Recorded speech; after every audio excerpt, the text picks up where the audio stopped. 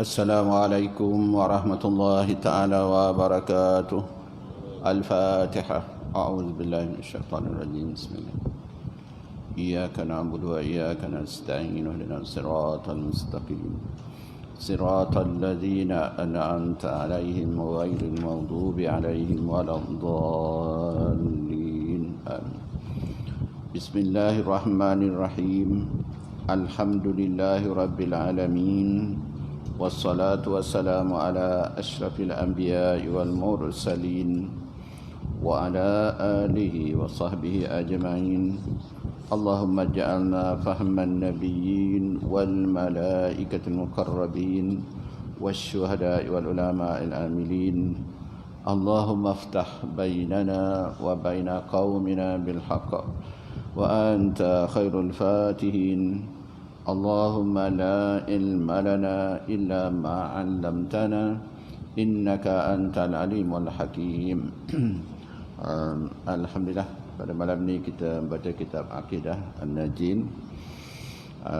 Kita dah sampai muka surat 234,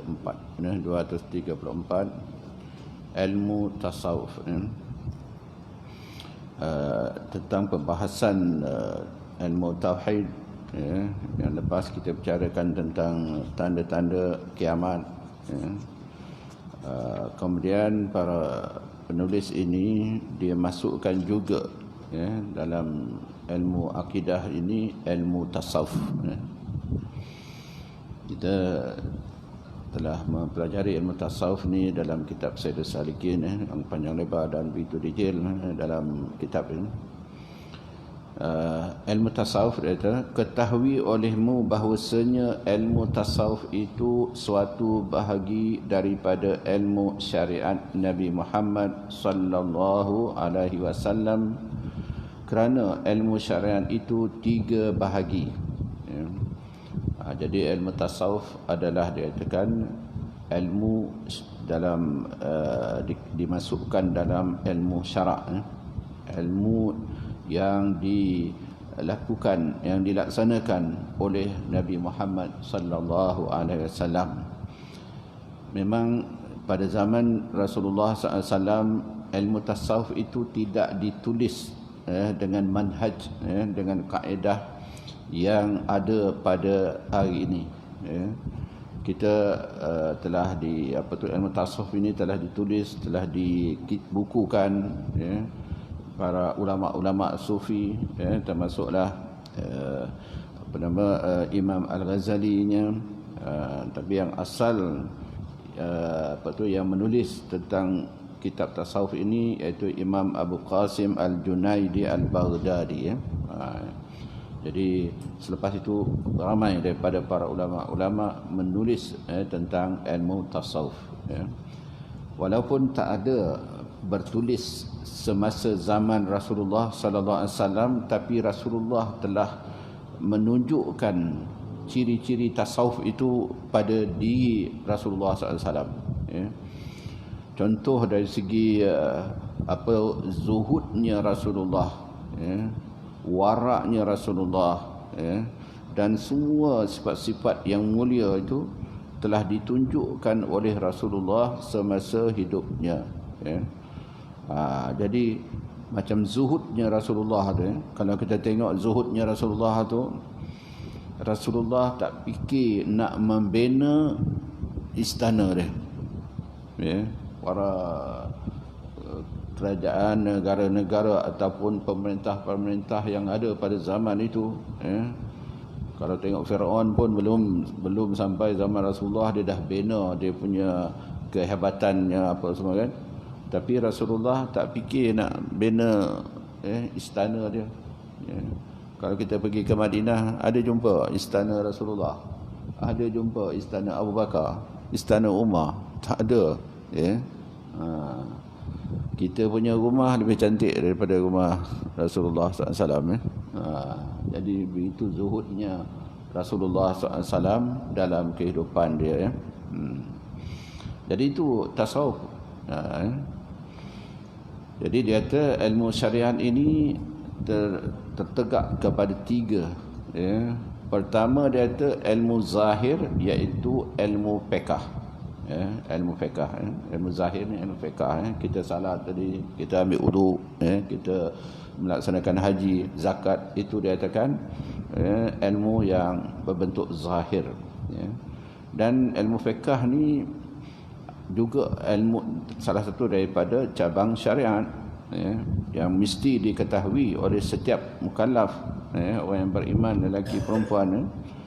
Ilmu fiqh kita belajar untuk membetulkan cara kita melakukan ibadah.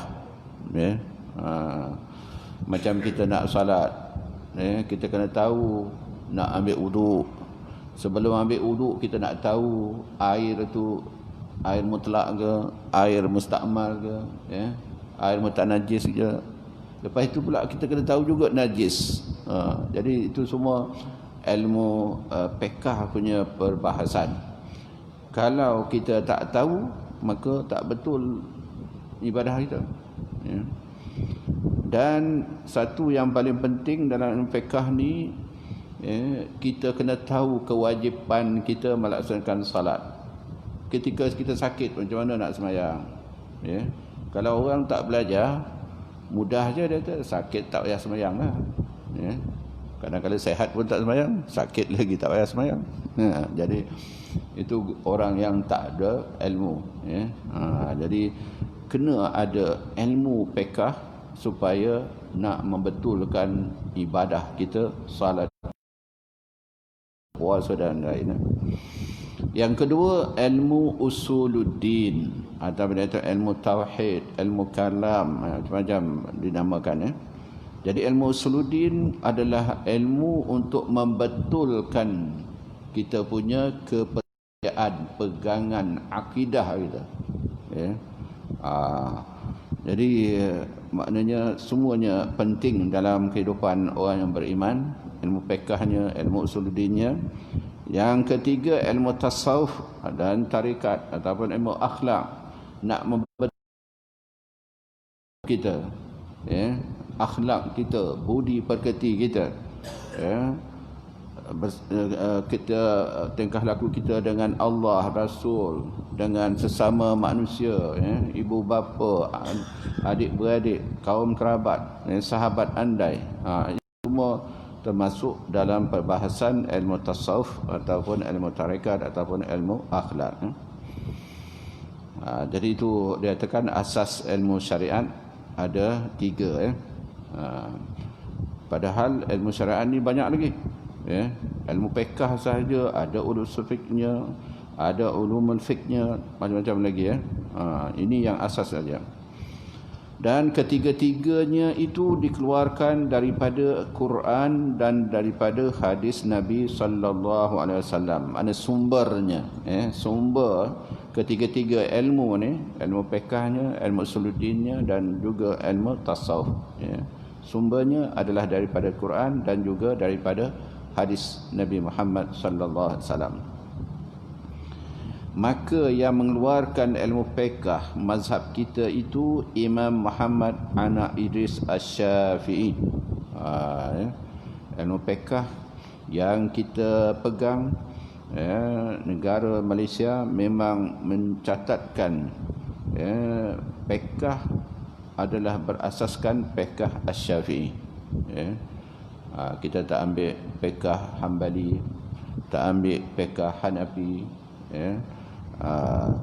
Jadi ilmu fiqh kita berpegang ilmu yang ditulis, yang dicatat oleh Imam Asy-Syafi'i rahimahullah.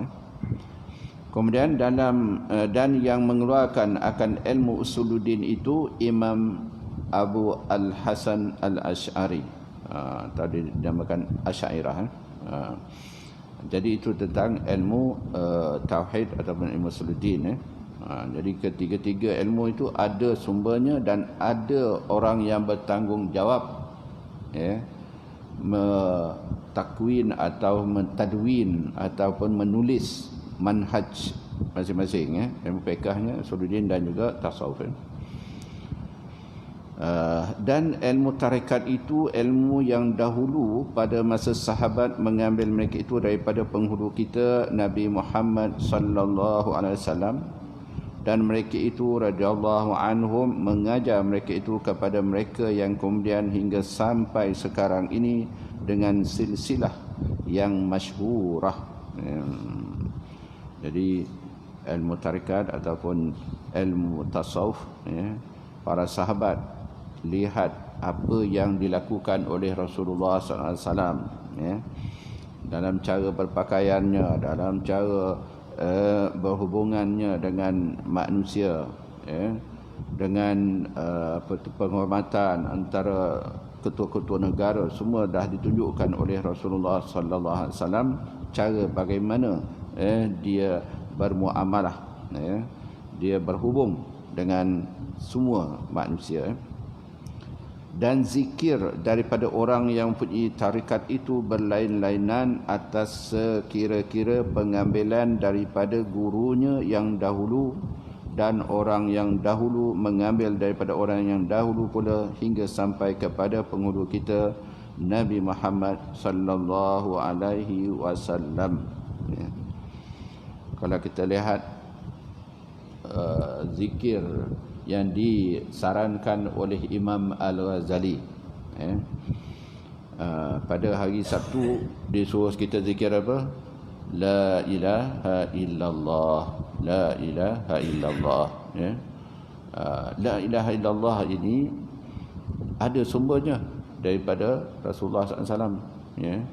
Sahabat ambil daripada Rasulullah, sahabat dan kemudian tabi'in, sahabat sampaikan kepada tabi'in, tabi'in sampailah kepada kita sekarang, dan adanya nas hadis tentang suruh kita menyebut la ilaha illallah,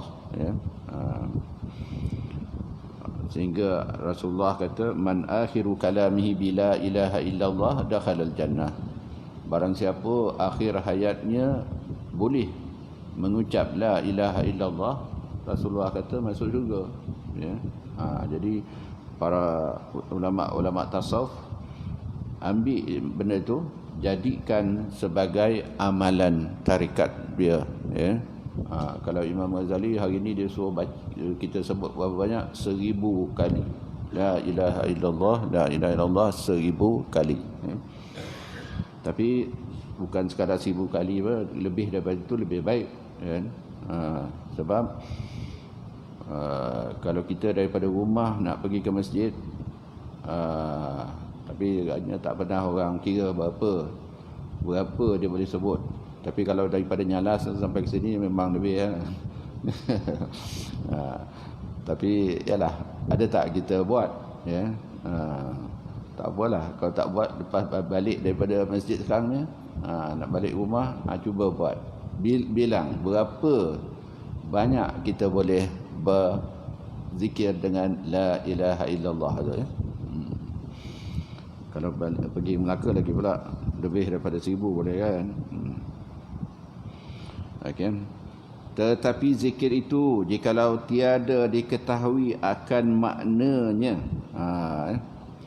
maka tiada diberi pahalanya, yakni tiada diberi pahala yang kamil, makna pahala yang sempurna. Ada juga pahala lah, tapi tak 100%, Allah alam 50% ke 70%, Allah alam, tak tahu, Tapi oleh mana pun sebutan la ilaha illallah itu dah ada dah dia punya kelebihan dia, bagaimana yang hadis dia katakan tadi, Kerana inilah kata Syekh Ibrahim di dalam syarah Jauharah At-Tauhid, barang siapa berzikir Allah Allah maka iaitu bid'ah. Jadi dia zikirlah Allah Allah, tapi dia tak tahu apa hikmah di sebaliknya, dan apa kalimah Allah ini menunjukkan apa maknanya dalam kehidupan kita, Jadi kalau tak tahu apa-apa, maknanya ialah macam orang kafir, dia sebut Allah juga, tapi cara lahjah dia lah, telur dia lah, ya. Tapi tak ada apa maknalah dia sebut tu, ya. Tapi orang yang beriman, dia sebut Allah, dia tahu bahawasanya inilah kuasa yang kita sembah, al-ma'bud, dia kata lillah, makna kita menyembah Allah Subhanahu wa taala. Dan kata Syekh Al-Juri di dalam hasyiahnya, bahawasanya zikir Allah itu jikalau diniatnya di dalam hatinya, tatkala menyebut lafaz Allah itu di dalam hatinya, ma'bud artinya yang disembah. Jadi kita sebut Allah, Allah, Allah, maknanya kuasa yang kita sembah, Allah yang kita sembah, maka diberi pahala. Kalau itulah kita sebut, maka akan dapatlah ganjar pahala yang penuh. Dan apabila engkau ketahui akan demikian itu, maka tiada boleh kita ingkarkan segala zikir orang yang mempunyai tarikat itu, kerana tiada boleh diingkarkan melainkan pada mengerjakan yang haram. Kalau yang tarikat yang salah tu, dia memuja dia punya tok guru dia, kalau macam Ayah Pin tu, kemudian ada tarikat-tarikat lain, itu kena kita tolaklah, tak boleh kita ambil tarikat daripadanya. Jadi nakkan tarikat ni pun kena tahu, tarikat yang benar, yang sebenarnya macam mana tarikat yang dikatakan boleh menyeleweng, semua kita kena lihat kan. Ada seorang baru dapat maklumat, ada satu kumpulan dia buat majlis, dia tidak baca Quran, tidak apa, tapi Asmaul Husna saja dia. Macam saya kata, kalau pergi ke majlis-majlis macam ni, cuba rakam, siapa dia punya ketua apa semua. Jadi kita boleh bawa lah ke tengah, bawa kepada pihak penguatkuasa, dia boleh tengok apakah betul pelaksanaan ibadah dia atau program dia yang dilakukan itu lah. Okey. Dia tidak boleh diingkari melainkan pada mengerjakan yang haram, yang boleh membawa kepada haram. Macam ada Panji Langit, dia di Sembah Bekuh, Panji Langit. Kami jawatankuasa panggil berdialog dengan dia. Dia asalnya mengubat, kemudian dia ada buat program memanah apa semua kan. Kemudian dia boleh berdialog dengan syaitan dia. Jadi kalau dah macam tu, macam-macam lah benda, dan macam-macam lah dia mengatakan benda-benda yang begitu kan. Jadi susahlah kita nak katakan betul ke tak betul kan. Sebab syaitan tu kan, kalau dia je seorang nampak, orang lain tak nampak, macam mana kan. Kemudian itu juga dulu ada pembedahan batin yang dekat Perenu dalam tu.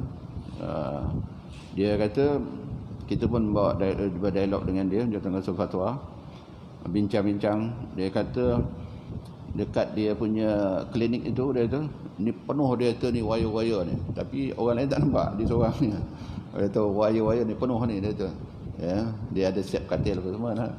Kemudian yang ada lagi pula, dia kata pembedahan yang dibuat itu, misal kata tulang tu dia potong, dia keluarkan, kemudian dia ambil kat mana?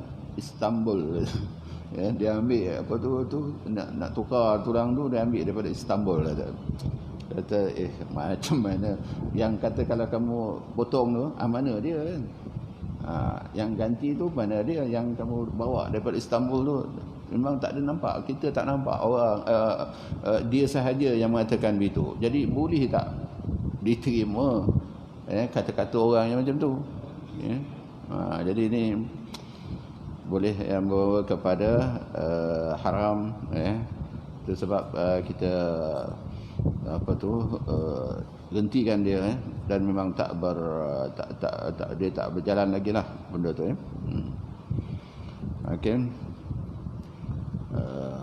Jadi dia melainkan pada mengerjakan yang haram dan meninggalkan yang wajib, dengan syarat jikalau perkara itu ittifaq ulama pada haramnya atau ittifaq pada wajibnya, atau berbuat ibadah dengan meninggalkan syaratnya atau rukunnya, maka hendaklah ingkar orang yang alim itu.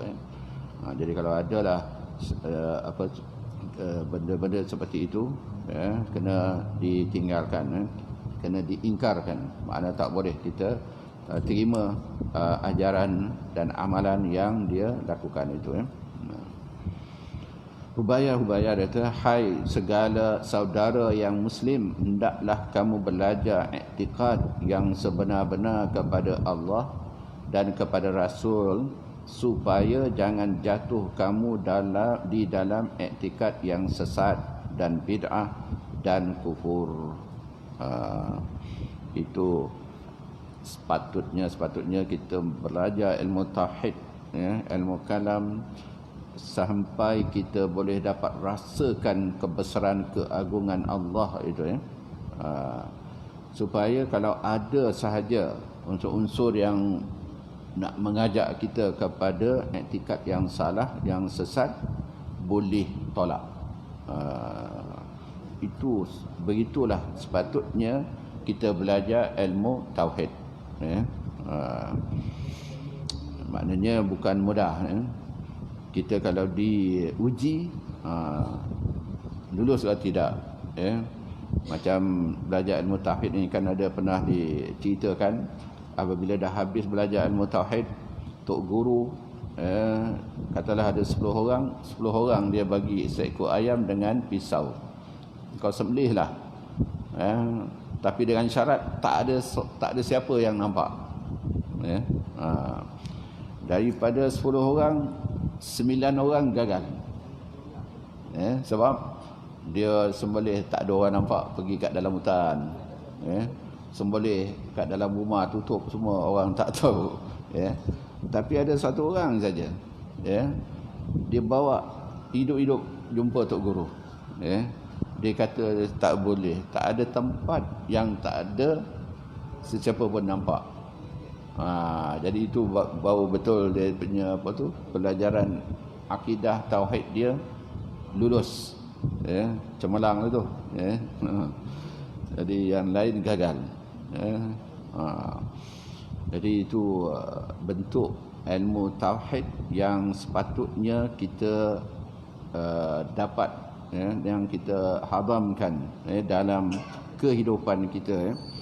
Sebab keimanan ini bukan hanya untuk kita berada dalam dunia ni sahaja, kita akan bawa sampai bertemu dengan Allah Subhanahu Wa Taala.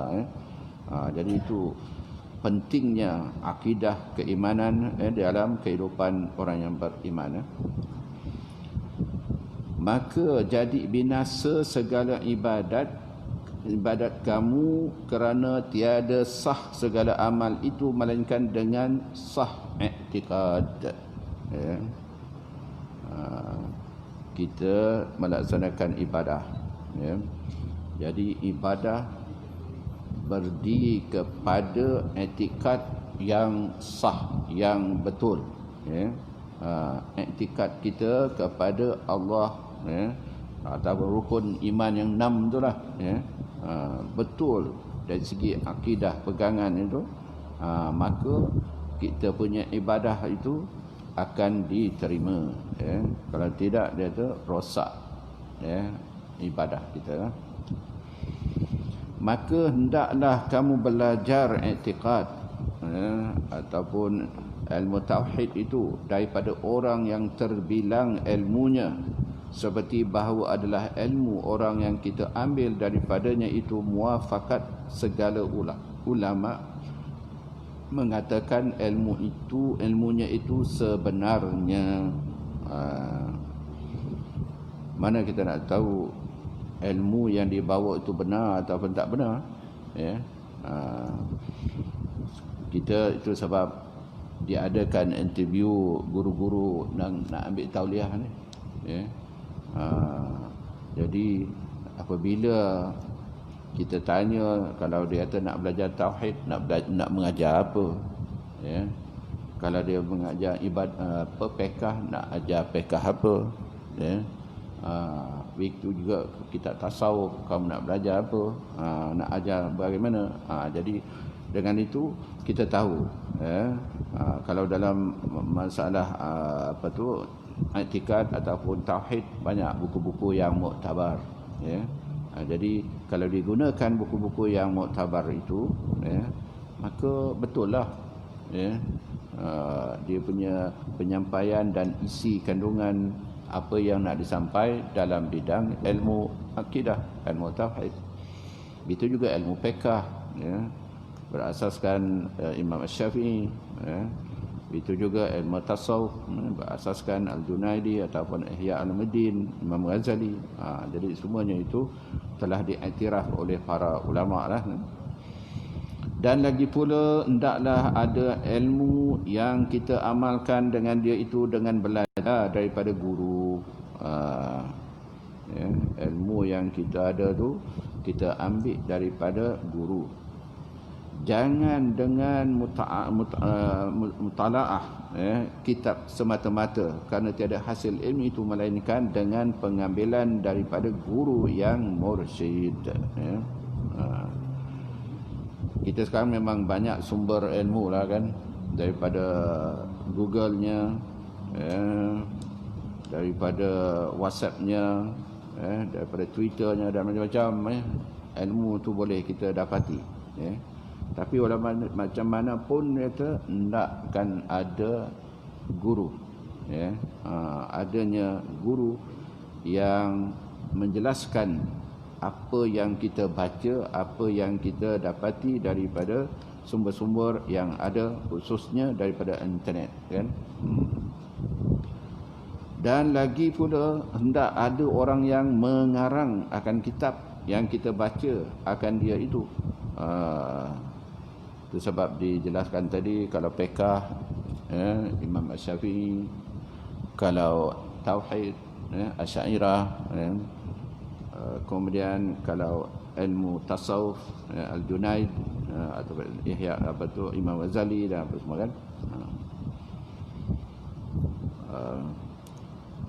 Kemudian dia kata apa? Dan lagi pula hendak ada orang yang mengarang akan kitab yang kita baca akan dia itu, orang terbilang ilmunya dengan sekira-kira barang mana negeri yang dimasuknya, maka tiada disalahkan oleh orang akan ilmunya.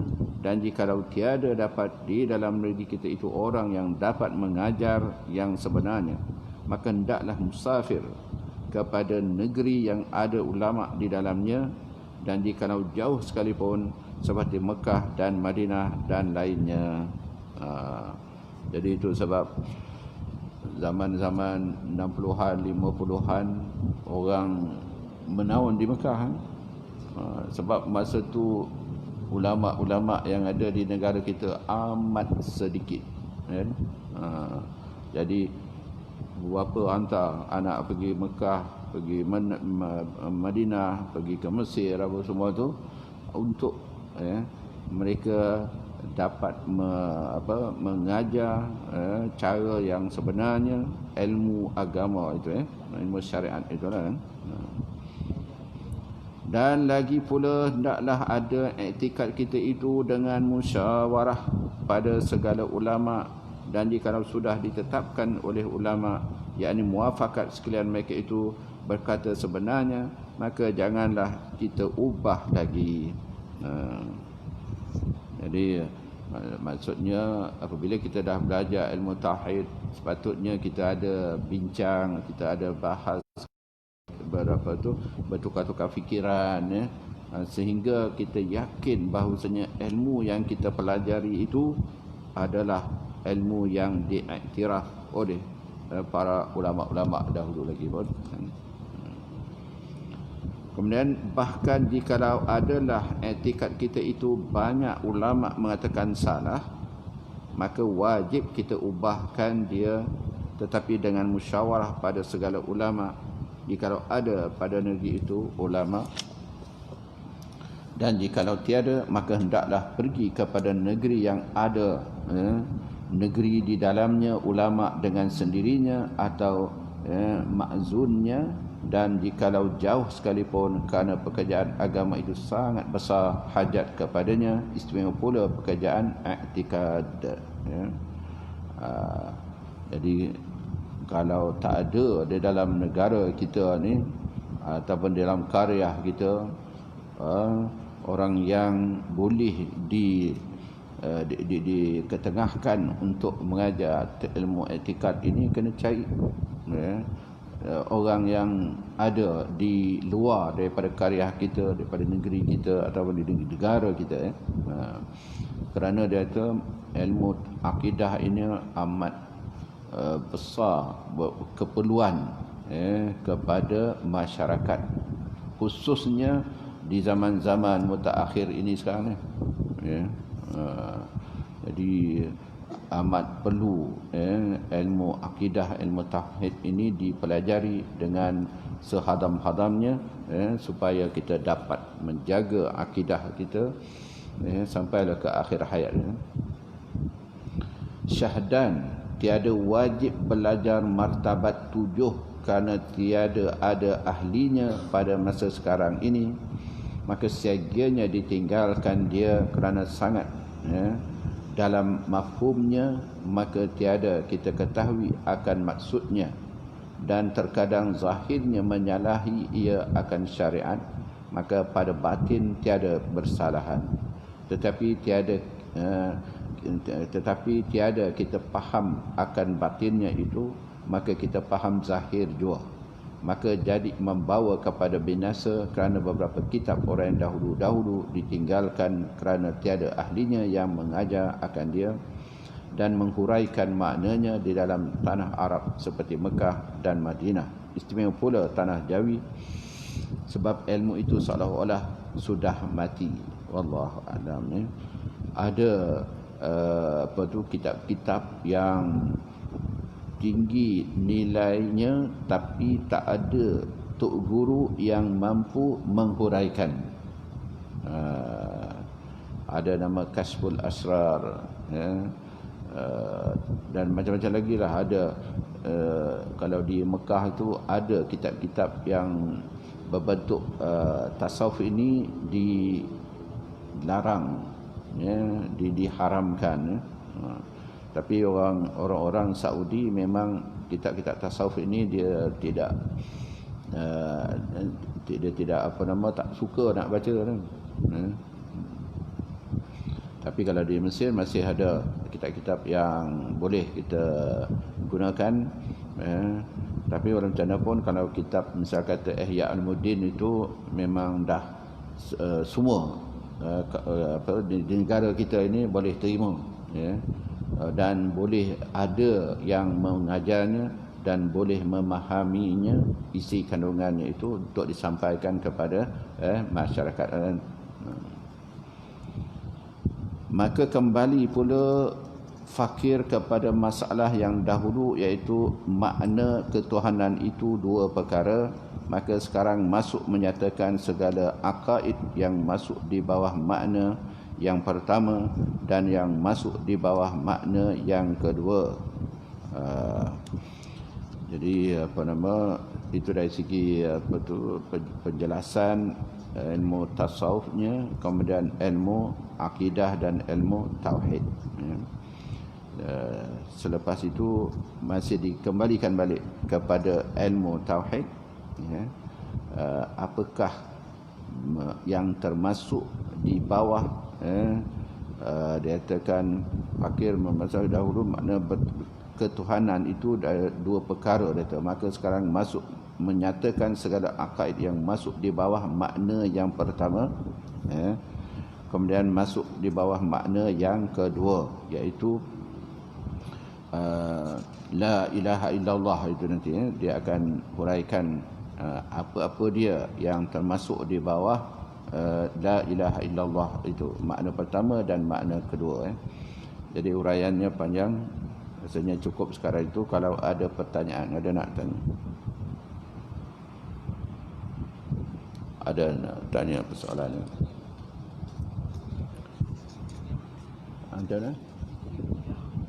Zikir bid'ah. Zikir bid'ah.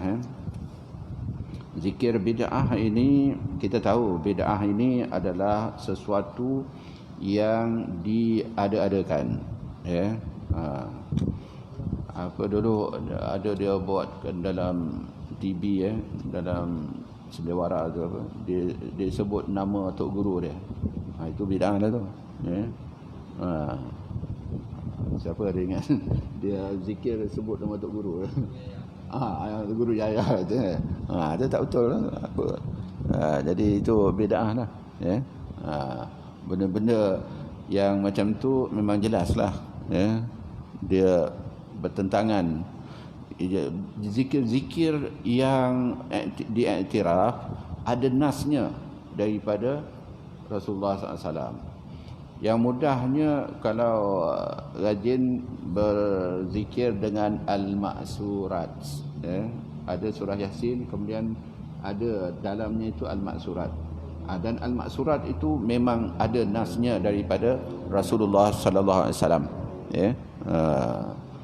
Amsayna wa amsal mulku lillah, itu kalau pagi asbahna wa asbahal mulku lillah, itu ada nas-nasnya, ya, daripada Rasulullah sallallahu alaihi wasallam lah.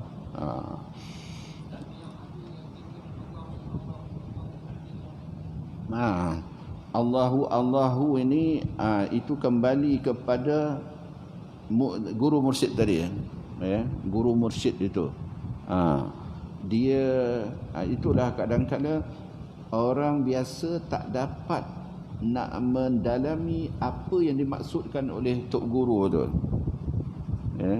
Jadi kalau dia ambil terus begitu je, itu yang boleh membawa, dia kata seperti mana tadi dia kata kalau tak tahu apa tak dapat dia punya pahala, kan. Jadi kalau nak nak berzikir kena faham betul-betul apa maksud daripada perkataan yang kita sebut itu, zikir itu, kan. Jadi bagi saya mudah saja, kan. Zikir lepas salat itu ada nas dah. Ya, zikir yang kita baca selepas salat itu ada nasnya. Begitu juga zikir yang disarankan oleh Imam Al-Ghazali itu, daripada hari Sabtu Ahad sampailah sing balik 1 minggu tu. Itu ada nas dia, ya. Dan kalau orang yang bertarikat, dia memang adalah nasnya daripada tok guru dia tu, tok guru yang membagi, engkau amalkan ini dia, berapa banyak apa semua. Itu memang tok guru tu adalah dia ambil daripada tok guru dia sampailah, ya, kepada Rasulullah SAW lah, kan. Okay. Jadi kalau tak ada, cukup kita sekarang itu. InsyaAllah kita sambung di minggu akan datang. Wallahu a'lam. Bismillahirrahmanirrahim. Rabbana anfa'na bima 'allamtana. Rabbi 'allimna alladhi yanfa'una. Rabbi fakhna wa fakih ahlana wa karabatin lana fi dinina. Ma'ahli kutri unsa zakar Rabbi wa fikna wa fikum lima tarutadi qawlan wa fi'lan karama wa arzukal kull halalan daima. الأخلاء أتقياء علماء نهضى بالخير ونكفى كل شر ربنا أصلح لنا كل شؤون وأقر بالرضا منك العيون واقض ربنا كل الديون قبل أن تأتينا رسل المنون واغفر استر أنت أكرم من ستر وصلاة الله توسى المصطفى من إلى الحق دعانا والوفى بكتاب فيه للناس صفا وعلى الآل الكرام شرفا وعلى الصحب المصاب الورر اللهم اهدنا بهداك واجعلنا ممن يسارع في رضاك ولا تولنا وليا سواك ولا تجعلنا ممن خالف أمرك وعصاك وحسبنا الله ونعم الوكيل ولا حول ولا قوة إلا بالله العلي العظيم سبحانك اللهم بحمدك نشهد أن لا إله إلا الله نستغفرك ونتوب إليك وصلى الله على سيدنا محمد وعلى آله وصحبه وسلم walhamdulillahi rabbil alamin. Bismillahirrahmanirrahim. Wal 'asr innal insana lafi khusr illa alladhina amanu wa amilus solihat wa tawassaw bil haqqi wa tawassaw bis sabr. Assalamualaikum warahmatullahi wabarakatuh.